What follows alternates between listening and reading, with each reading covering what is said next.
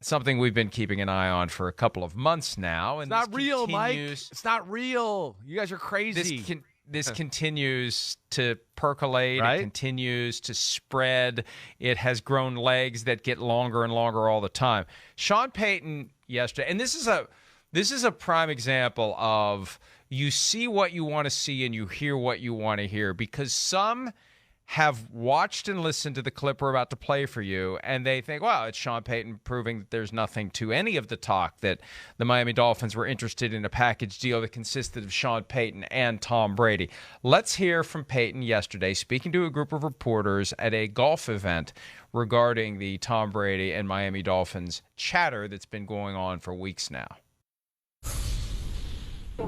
I have no clue about the Tampa Bay Miami Dolphin Tom Brady rumor.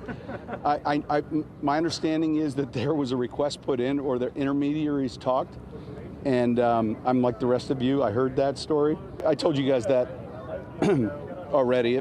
If I'd have been ready to coach like this year, I would have stayed in New Orleans. And so it's nice to have someone interested.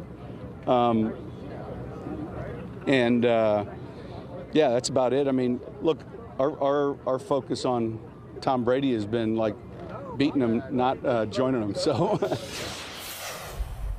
Sean Payton, and he also said that he's likely to take a job with a network working in studio. I think it's down to Fox or Amazon. We'll see what happens there. But the key to what he said, and there are certain circumstances where you just have to say things. He's not going to come out and say, boy, I really did want to go coach a different team than the Saints.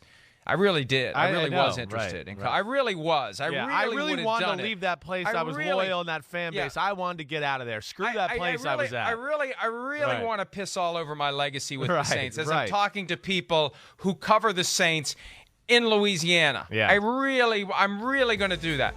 The key was when he acknowledged that intermediaries talk. Right. That the intermediaries talk. Means, look, they don't talk unless there's something to talk about. And that's how the seeds of something like this get planted. You don't have Stephen Ross pick up his phone and call Sean Payton and say, hey, Sean, Stephen Ross here. How would you like to coach my team? That's not how it works. It starts with intermediaries, and it percolates, and it grows, and it builds. And there's nothing he said that's inconsistent with the fact that the Dolphins wanted him. Fact. They acknowledged they called the Saints. Fact. You don't call them up just out of curiosity. Gee, we're having a hard time finding a coach. Yeah. Well, let's just call all the teams who have former coaches floating around. Did they call Sean McVay and Kyle Shanahan and Belichick this year too? Yeah, right. We're just checking. So, and when we were working on this and doing our due diligence, I mean, the Dolphins acknowledged privately that there was talk about Tom Brady becoming a minority owner. I mean, we know that was step one. Yeah. Step one, minority owner. Step two, possibly and apparently some sort of executive job. Step three, they hire Sean Payton in a deal with the Saints. And then step four, Tom Brady descends from on high and becomes the quarterback of the Dolphins. That was all in motion until the Brian Flores lawsuit was filed. The same day Tom Brady announced his retirement, I become more convinced as time passes that Flores specifically timed the filing of his lawsuit to pull the plug on this thing before it could even get started. Maybe he did. Maybe he just was like, screw the Dolphins, let me do it right now and screw him over. But screw Stephen Ross. I think it was screw Stephen Ross. I think that was the attitude. Yeah, sure. This is what Ross is trying to engineer, and I'm not going to let him do it. Like, it's. I mean, again, I know from both sides of the aisle here. I know from people on the player side and the Dolphin side to know that this was real. So people are starting to figure it out because, of course, again, it's the NFL. And word's going to travel through the grapevine to the people who really do know in Miami, and there's probably one or two that know in Tampa and Brady's inner circle too, to where now the story is getting out. I mean, first off, all right, wait, Sean Payton, intermediaries talked, but he wasn't a part of it. He didn't know about it, really. He just heard about it.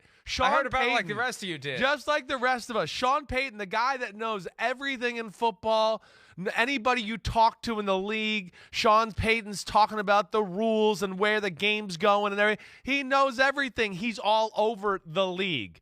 Like one of the power players of the NFL And yeah, he just heard about it like the rest of us. I heard this rumor, that the Dolphins called me. I mean, come on, people. Like, get out of here. I mean, this was real. And, it's fun just to watch Sean squirm and try to say the right things yesterday in that little press conference there. He did tell Dan Patrick in late January that he got some calls, and again, it was through back channels. Yes. It wasn't directly. It was intermediaries, and that's how it happens. He said 2 teams reached out through back channels to see if he would be interested. And again, that in and of itself is technically tampering. Not that the NFL ever enforces the tampering rules. But once you start down that path, that is an expression of interest. And if the conversations continue, it means there's interest that is mutual. If it's just Sean's not interested, like let's be real about this. And I think what Sean Payton was trying to do was to find a way to let those of us who get it understand that he's not going to completely tell a total bald-faced lie about this. Yeah, right. When you say intermediaries talk, there's no reason to have a conversation if both sides aren't interested in this. It's a very short conversation if Sean has no interest in coaching the Miami Dolphins or whoever else contacted intermediaries. The intermediaries only have a reason to talk if both sides are interested, and they were. It was happening. It was moving in that direction. And I think Sean found the only way he could to tiptoe through that minefield without, number one, pissing off all the Saints fans, and number two, coming off as blatantly and completely telling falsehoods about what occurred. And when he says intermediaries talked, that's the clue to those of us who know what was going on, that he realizes and recognizes that, yes, there was something to it. He's a power player in the league. He doesn't want to ruin relationships with the Dolphins people, Tom Brady's people, everything. He's got to be smart with what he says here. But again, you'll have the people who want to shout this thing down, say, oh, Sean Payton denied any knowledge about you. Sure, Jan. That's, again, to the trained eye, to the people who understand what's going on, he said enough to confirm not all of it, but enough of it that I feel no differently about it than I did yesterday. No differently at all. No, absolutely everything not. He said is consistent with what we've heard, and he said to the limit of what he could say about the situation in Miami, Chris. Right. Yeah, no doubt. And then we continue to. It's every 3-4 days the story it's more and more. Somebody else catches it. I'm sure we'll get to the point like you talked about. You said it right. It's going to be like a training camp story leading up to the start of the NFL season. It will be. Week 1, I'm telling you, Shefty, week 1. Tom Brady suits up today to play for the Tampa Bay Buccaneers, but in an alternate universe, he could have been suiting up today for the Miami Dolphins. Here's how it would have happened, and it'll all be presented as if it's all brand new. Hi, I'm Mike Tirico, and thanks for watching. Make sure to hit subscribe for the latest news and highlights from NBC Sports.